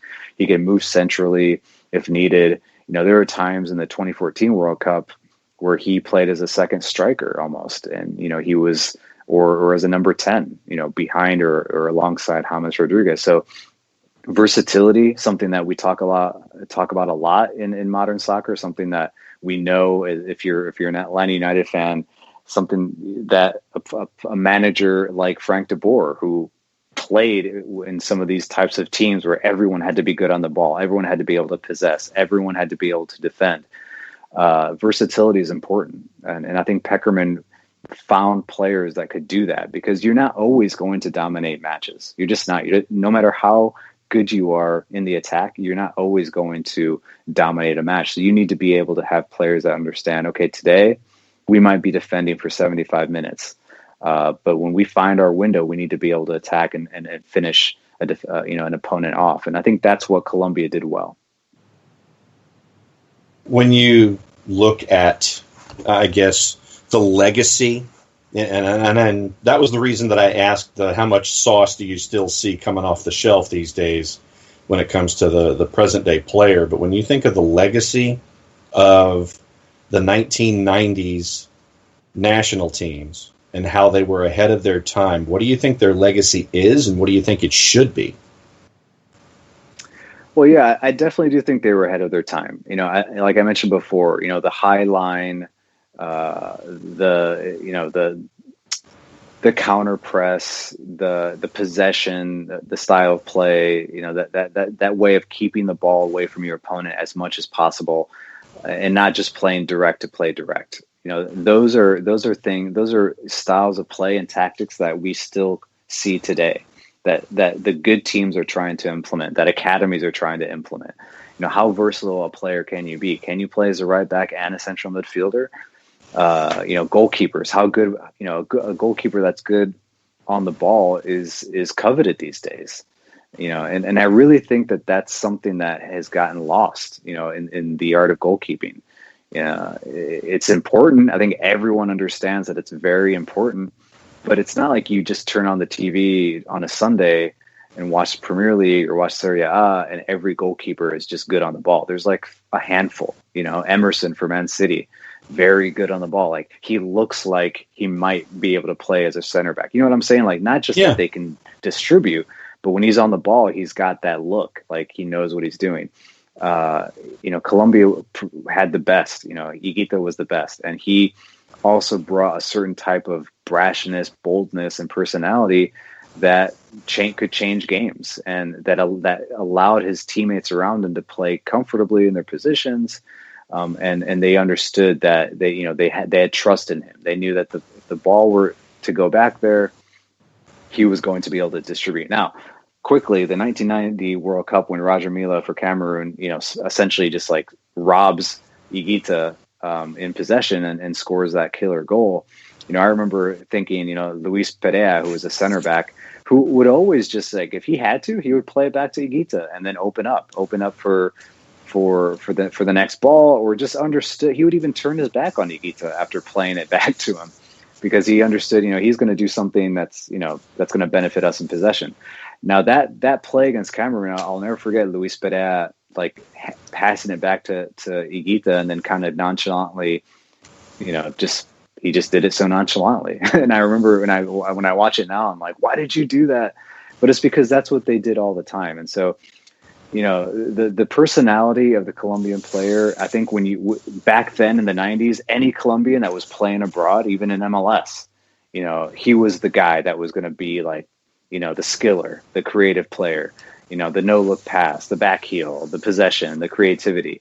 Now Colombian players that are playing abroad, or that have made it, that are playing, sustained football in a top league, they're not necessarily that type of player. They have to be the type of player that can stay in the starting 11, play smart soccer, possess, and be able to align with a system and a tactic. And I think that is where Colombian footballers have progressed, that now they're producing players that can play in the top leagues and play in like system-based football, not just like, hey, I'm the guy, I'm the number 10.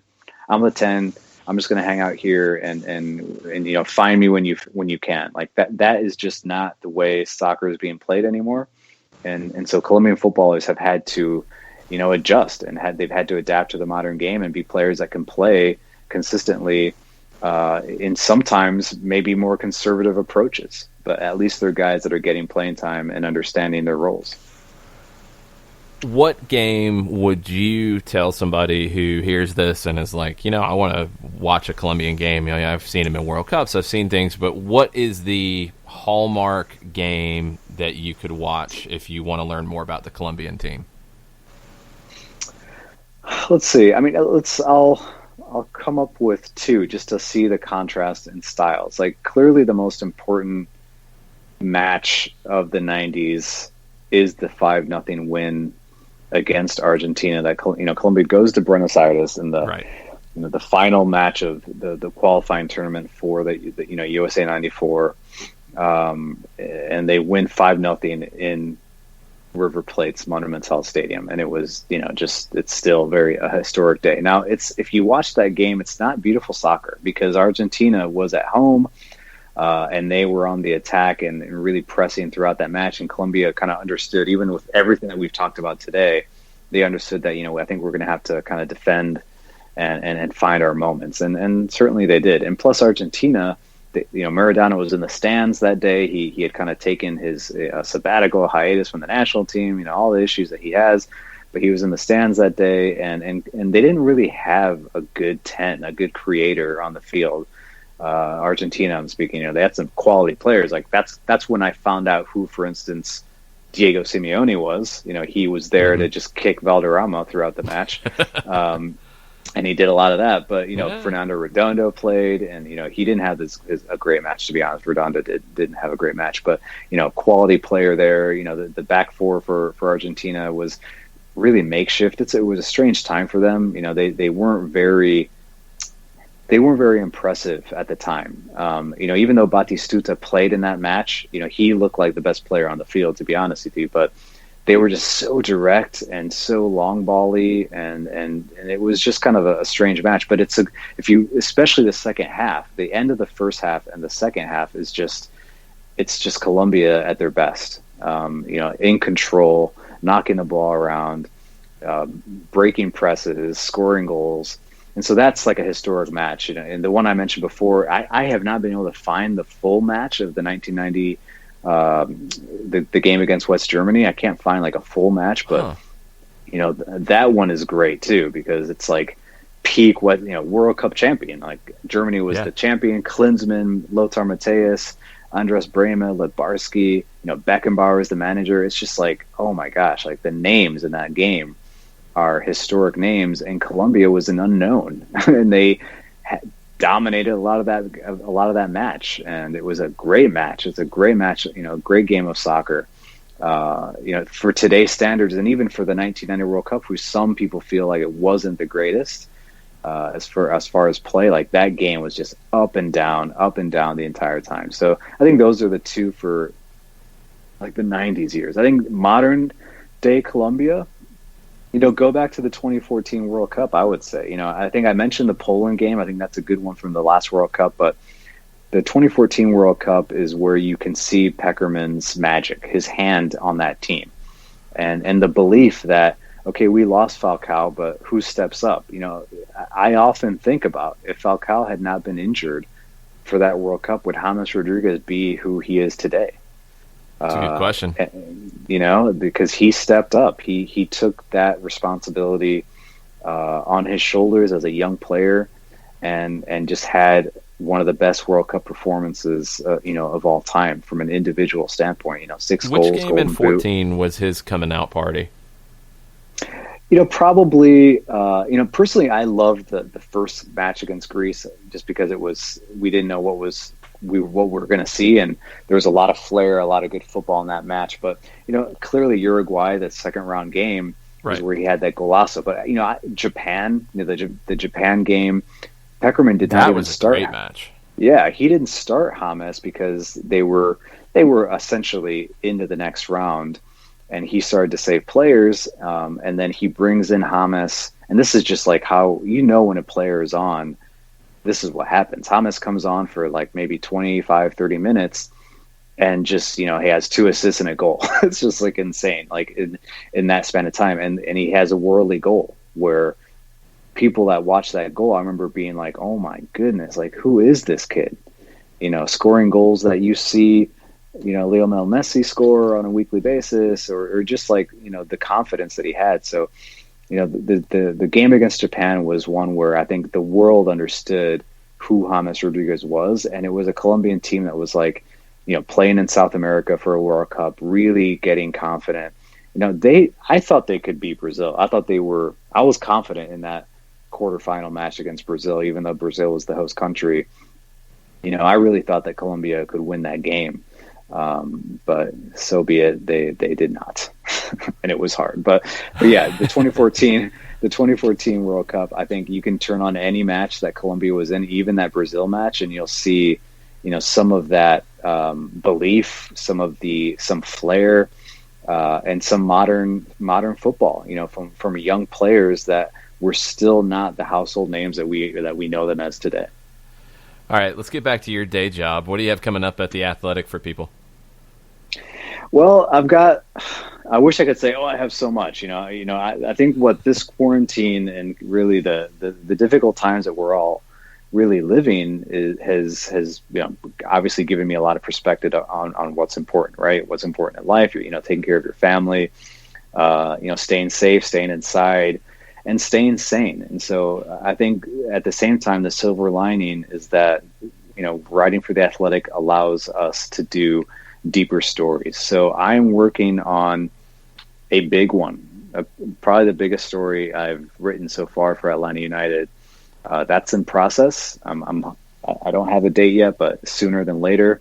But I'm working through that, and that's my focus is getting that story out there. And in the meantime, still talking to players, interviewing players for future features down the road, and understanding really when I talk to a player, I think what I've understood is that everyone is really in the same boat here. It's like one of the rare times in our history where everyone understands each other's lifestyles.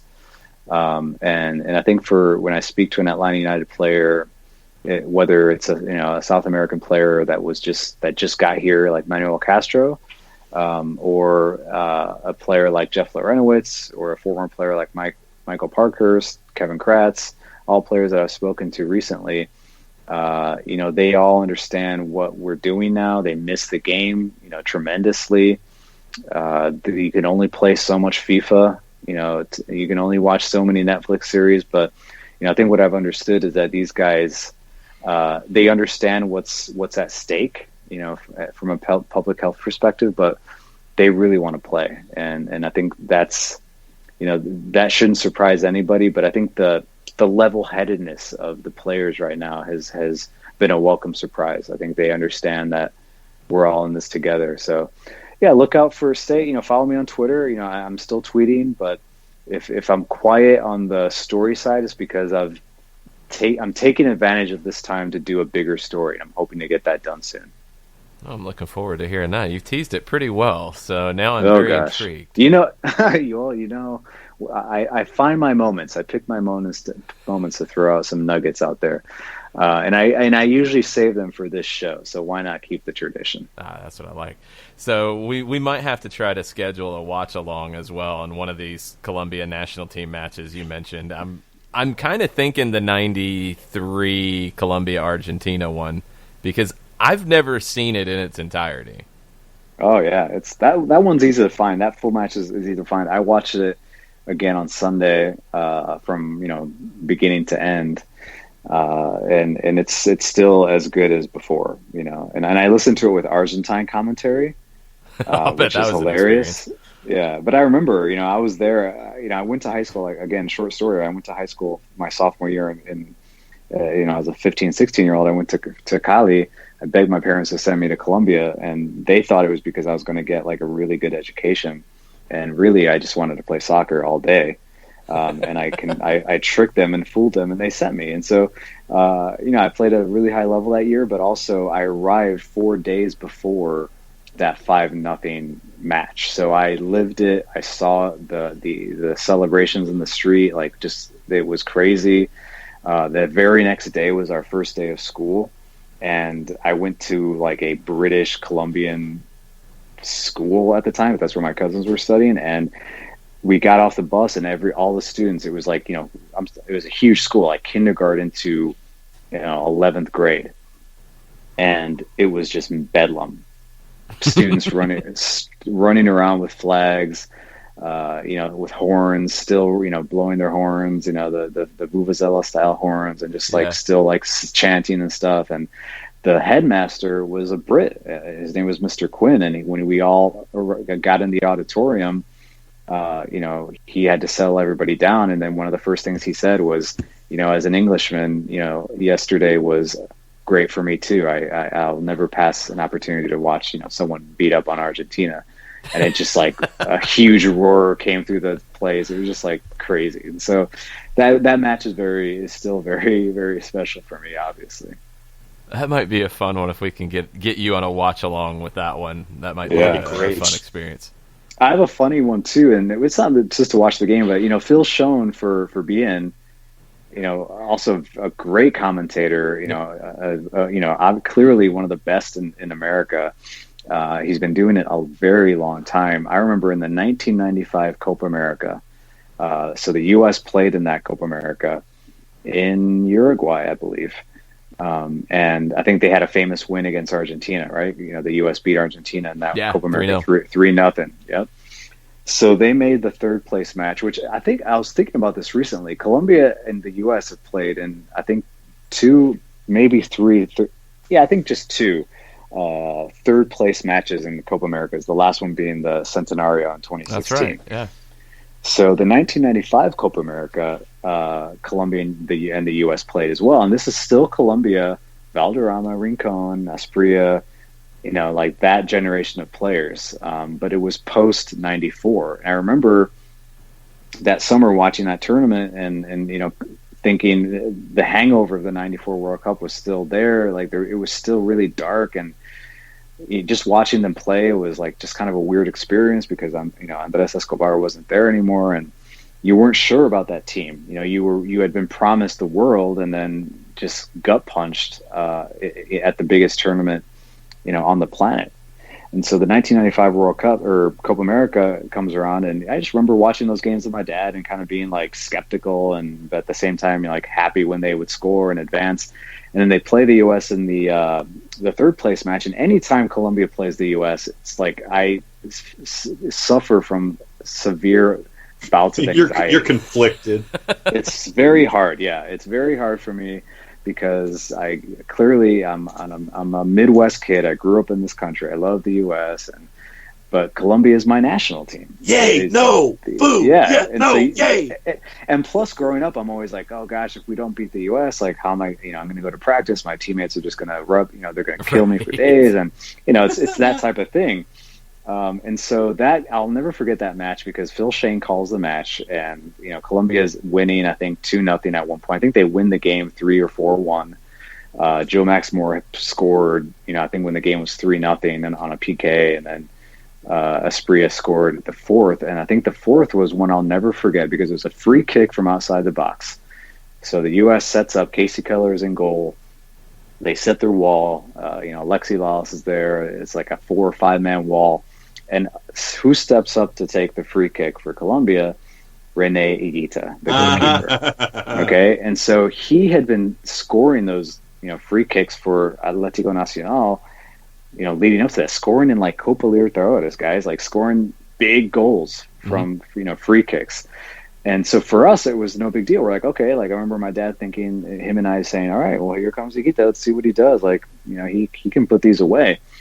And Phil Shane, I still, to this day, I need to, if I ever talk to him, I'm going to bring this up because when he saw Higuita step up, he goes, oh, this is a total lack of respect from the Colombians. It was so funny. Like, he thought it was just like, what is this? Are you kidding me? The goalkeeper is coming to take a free kick. We didn't see that sort of thing around here.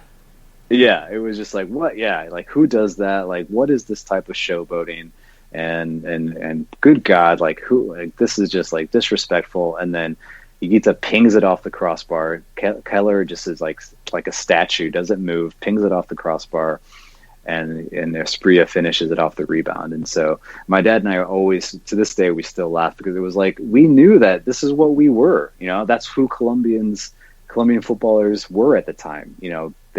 Even the goalkeeper would come up and take a PK or take a free kick. And for us, it wasn't like, oh, check it out, look who's coming. It was like, all right, put it away. You get to put this away. It was, that's what you said. And so to hear, an American commentator at the time just, feeling disrespected, oh gosh, I'll never forget that. It was funny. All right, we're definitely going to get a watch along with you one of these days for sure. Let's do it. Happy to. Thanks for spending an hour with us, man. Appreciate it. Yeah, man, anytime. And happy to hear from you guys again. Stay safe, stay sane. Yeah, you too. We'll come up with some more deep dive topics over this span of time as we all kind of wait to see what's going to happen. And we will spread the word on your big new piece that you have teased that is the biggest article you have done about Atlanta United. It's coming. Ever. Big new piece. Ever. Man. No, I'm just really happy. I'm just really proud of the way it's going to come out, and that's awesome. I just think that the fans are going to love it. That's why I'm excited about it. That's why we do this. I just think that the fans will really, really be into it. Well, now they'll be hitting F5 over and over again, waiting for that to post, and we will. Thanks, right, Felipe, guys. man. Appreciate it. Take care. Be good. Take care. Thanks, everybody, for listening. Fun show this morning. We'll be back at 7 on Twitch, twitch.tv/soccerdown here for our video show. We'll have some kind of a watch-along of something more in the highlight realm, but we'll also talk about the Development Academy. We'll also talk about Scotland and all the madness and other announcements that are going to come out throughout the day. We're hearing about Italy potentially getting back to play at the end of May. There's been some developments in Germany as well. So we'll talk about all of that this evening, 7 o'clock, twitch.tv/soccer down here. Mucha plata, y'all. Much plata.